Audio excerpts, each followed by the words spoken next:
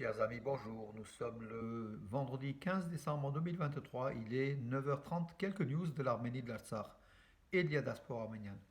Revenons donc sur le film qui va être diffusé sur Arte, donc mercredi prochain, 20 décembre, à 20h55. Donc le super film, donc La Promesse, The Promise, donc sur une histoire d'amour sur fond de génocide arménien. Donc voilà.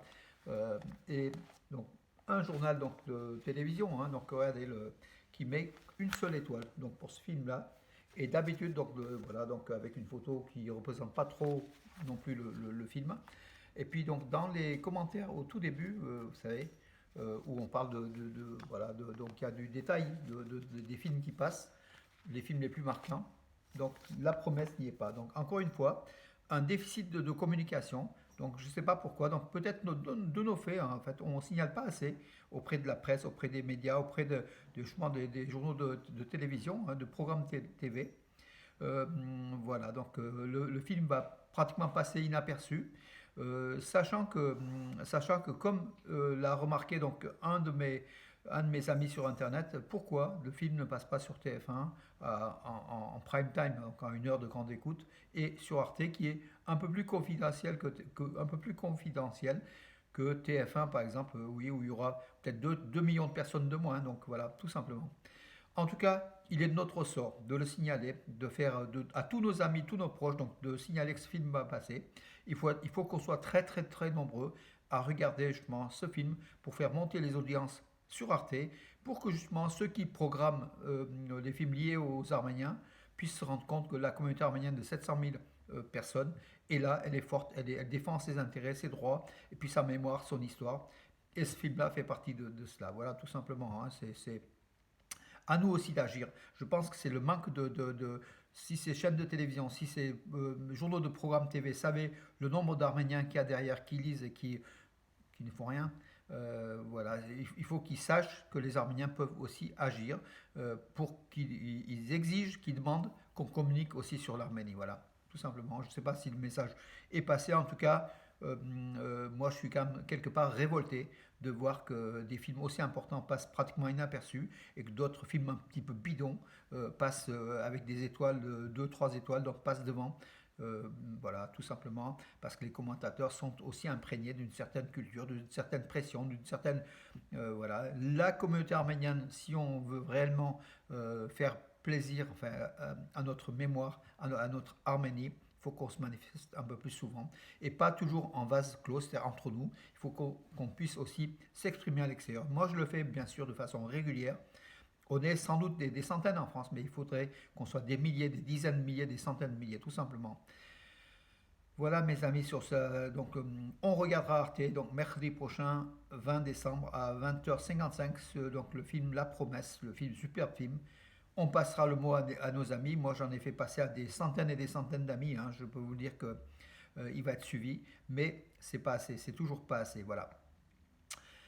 Aucun des 32 prisonniers de guerre arméniens libérés par l'Azerbaïdjan n'a été amené au centre médical. Donc voilà, donc le suivi médical psychologique donc, de ces prisonniers guerre qui ont été libérés par l'Azerbaïdjan avant-hier, enfin, leur santé morale et physique semble être à la hauteur, tout simplement. Voilà, ils ont pas besoin d'hospitalisation supplémentaire. Après le vote déterminant de l'Arménie, le COP 29, donc après Dubaï, hein, aux Émirats Arabes Unis cette année, c'était le COP 28 qui va se terminer, je crois, aujourd'hui. Le COP 29 va être organisé en novembre prochain, en novembre 2024, à Bakou, en Azerbaïdjan. Et l'Arménie, qui a eu un vote décisif, a été favorable à l'Azerbaïdjan. Ça faisait partie des négociations de la libération des prisonniers de guerre. Vous vous rendez compte le poids que Bakou exige à Erevan pour libérer donc des prisonniers de guerre illégalement arrêtés qui étaient détenus à Bakou. Voilà, donc l'Azerbaïdjan va organiser le COP 29. Ce sera une tribune encore pour le dictateur Aliyev. Voilà. Et l'Arménie a contribué malheureusement, malgré elle, pratiquement sous pression, qui a voté le vote déterminant. Donc Bakou va aussi recevoir parce que aussi c'est un pays producteur de pétrole et de gaz. Et il semblerait qu'après Dubaï, les COP 28, 29 et même 30 qui se passera au Brésil, soit donc des pays producteurs de pétrole qui vont sensibiliser à cette baisse d'énergie fossile vers des énergies renouvelables, vers d'autres énergies. Mais bon, tout ça, ça fait partie d'une hypocrisie. Parce que ces produits producteurs de pétrole aimeraient bien vendre quand même les barils et le gaz, bien sûr, même si ça produit beaucoup de pollution et pour l'atmosphère hein, terrestre, le changement climatique. Et ils font mine de chercher à investir vers d'autres énergies, mais en tout cas, ils produisent, ils polluent, et c'est eux qui sont en fait, voilà, c'est une façon, organiser un COP, c'est une façon aussi de se dédouaner, c'est une hypocrisie tout simplement, hein, à mon avis. Voilà. La Grèce se tient aux côtés du peuple arménien, affirme le ministre grec de la Défense. Et quand il a reçu donc hier officiellement le ministre, son homologue arménien, Soulen Papikian, donc entre la Grèce et l'Arménie, comme entre Chypre et l'Arménie, en matière de défense, il y a une coopération, il y a une amitié réelle, et voilà. Puis les liens entre Athènes et Erevan, ou entre Nicosie et Erevan, sont très forts du fait de notre culture, de notre patrimoine commun aussi, voilà, de l'histoire. Puis beaucoup de gènes communs, hein, si on se sent quelque part un peu grec aussi, les Arméniens, voilà. On a vécu aussi à Byzance, hein, on a donné des empereurs, voilà, et puis Alexandre le Grand est passé par l'Arménie, voilà. Mais tout cela donc fait que effectivement l'Arménie a aussi des amis, des partenaires, et là la déclaration donc du ministre grec de la Défense est quand même forte. Arat Mirzoyan, le chef de la diplomatie arménienne, a affirmé que la majeure partie du travail est terminée, c'est-à-dire que l'Azerbaïdjan doit revenir à la table des négociations. L'Azerbaïdjan qui boude les négociations internationales de peur de se faire tirer les oreilles. On l'a vu donc à Grenade, on l'a vu à Bruxelles, donc on a vu à Washington. L'Azerbaïdjan était aux abonnés absents pour pas se mettre à table face aux Arméniens, face à l'Arménie pour négocier. Voilà, donc Arat Mirzoyan, le chef de la diplomatie arménienne, a affirmé que maintenant il n'y avait pas de barrière pour que l'Azerbaïdjan ne puisse pas revenir à la table des négociations. Alors, je passe donc un piano géant au sol dans une rue à Yerevan pour jouer donc dans la région à Chengavit, quartier de Chengavit, à l'occasion du 120e anniversaire d'Aram Khachaturian, le compositeur hein, mondialement célèbre, la danse du sabre par exemple, et du ballet gaïanais. Il est donc un piano géant, donc posé au sol avec les pieds. Donc les personnes donc dans la rue peuvent aller jouer au piano, donc en sautillant sur les touches, le clavier de ce piano géant qui est posé au sol. Une bonne idée en fait hein, qui a été développée avec une société donc informatique en fait une start-up et qui fait la joie donc, des habitants d'Erevan, surtout de ce quartier de Chengavit. Voilà. Les États-Unis affirment aussi donc, que après les échanges de prisonniers de guerre, donc 32 prisonniers de guerre arméniens relâchés par Bakou, et puis Yerevan a relâché deux prisonniers de guerre azéris, dont un assassin hein, dedans qui avait fait un crime en Arménie. Les États-Unis estiment que la paix entre l'Arménie et l'Azerbaïdjan est possible. Voilà, donc un pas de plus d'après Washington. Le Premier ministre arménien, Nikol Pachinian, considère que la libération des prisonniers de guerre est le point de départ du processus de paix entre l'Arménie et l'Azerbaïdjan. Il a dit c'est le point zéro, c'est-à-dire qu'après ça, on va avancer, ça c'était rien du tout, voilà. C'est un début, c'était pas rien du tout, il faut quand même pas interpréter de façon mauvaise, mais c'était un point de départ parce que le traité de paix c'est bien au-dessus de tout cela. Donc, alors, à propos de ce traité de paix, la position, donc, le gouvernement arménien a approuvé la procédure de travail des sessions de commission de délimitation des frontières entre l'Arménie et l'Azerbaïdjan. Donc voilà, Yerevan a donné le OK pour des commissions qui vont aller sur le terrain, à divers endroits, discuter donc, de la délimitation des frontières. Et par contre, la proposition d'Erevan de retirer les troupes arméniennes et azéries de la frontière arméno-azérie est inacceptable. Donc l'Arménie avait proposé à l'Azerbaïdjan que les forces, que les soldats se retirent un petit peu des frontières en fait, hein, qu'ils ne fassent pas face les uns aux autres, tout simplement. Et Bakou, par la voix de Jehan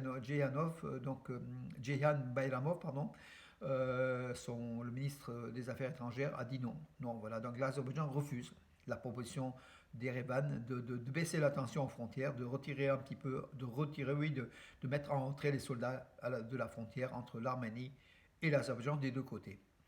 Le gouvernement arménien a fait marche arrière quand même, hein, après l'usine métallurgique qui était en construction à Yeras où des millions de dollars ont été investis et qui faisait l'objet de tirs réguliers de la part de soldats azéris pointés en haut des collines du Nakhitchevan, parce que le Yeras c'est la frontière entre le Nakhitchevan et l'Arménie, la frontière ouest, hein, qui va vers le Nakhitchevan.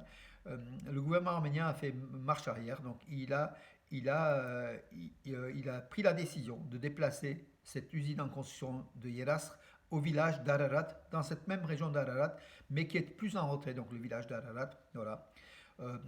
C'est un gros investissement, hein, donc pour l'Arménie qui va créer 500 emplois, 250 millions, 200-250 millions de dollars de chiffre d'affaires, qui va produire du fer, en fait, du fer ou peut-être de l'acier, du fer surtout, pour une production. Donc l'Arménie a bien besoin, hein, pour cela. Depuis aussi la guerre entre la Russie et l'Ukraine, l'importation donc de ces éléments métalliques ne vient pas de la Russie, voilà, donc ne vient plus de la Russie. Un investissement de 30 millions de dollars, donc c'est important quand même. Voilà. Donc par contre, l'Arménie recule, sous la pression de l'Azerbaïdjan toujours. Donc voilà, l'usine qui était où le chantier avait bien avancé aujourd'hui, on remet à zéro, on reconstruit ailleurs, malheureusement, sous la pression de l'Azerbaïdjan toujours, celle qui affirme vouloir la paix, mais en fait voilà donc le résultat. Alors, oui, une partie distincte du marché de Noël à Yerevan sera réservée aux personnes déplacées de force, aux réfugiés de l'Artsakh, du Haut-Karabakh, qui ont fui donc l'Artsakh sous la menace donc azérie qui se trouve aujourd'hui en Arménie. Voilà, ils vont aussi écouler leurs produits lors de ce marché de Noël. Beaucoup d'artisans, hein, dans les Arméniens de l'Artsakh, puis beaucoup de produits alimentaires, enfin voilà quoi, comment dire, la tradition arménienne de l'Artsakh est quelque chose d'important, voilà. Et le gouvernement arménien laisse la possibilité, effectivement, par cela, de faire à quelques dizaines ou quelques centaines de réfugiés de vivre un peu mieux, d'avoir un petit peu des recettes, et puis d'écouler leurs produits, hein, qui est là, quelque part une vitrine de la République de l'Artsakh, voilà, tout simplement, qu'on n'oublie pas et qu'on revendique toujours et qu'on n'oubliera jamais, bien sûr. Les cartes de passagers destinées à une utilisation antérieure du métro seront collectées en contrepartie des tickets qui seront distribués à leurs partenaires.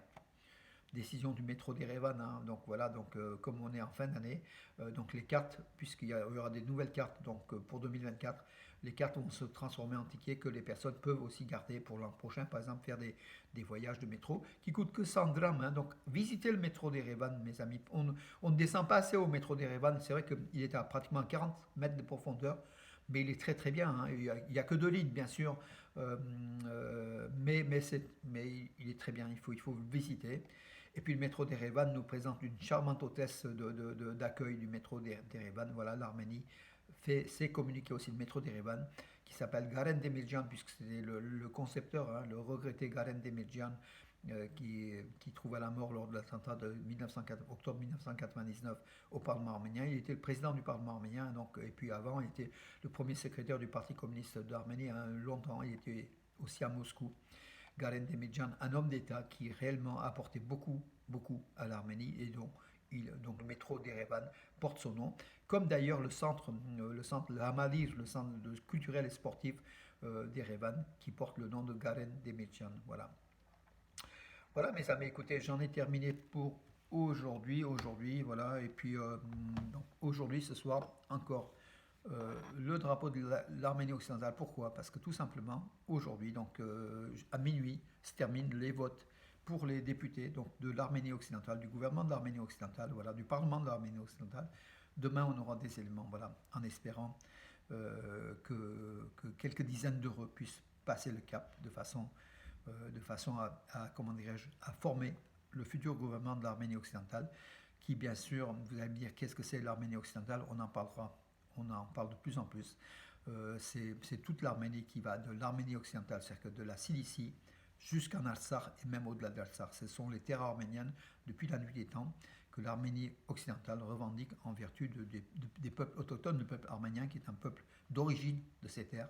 Voilà, et donc l'Arménie occidentale défend ces valeurs-là, tout simplement, tant politique que social, que national, que tout le reste, hein, que le patrimoine même, que le patrimoine culturel même, voilà, de l'Arménie occidentale. Voilà mes amis pour aujourd'hui. Je vous donne rendez-vous à demain. Bonne journée.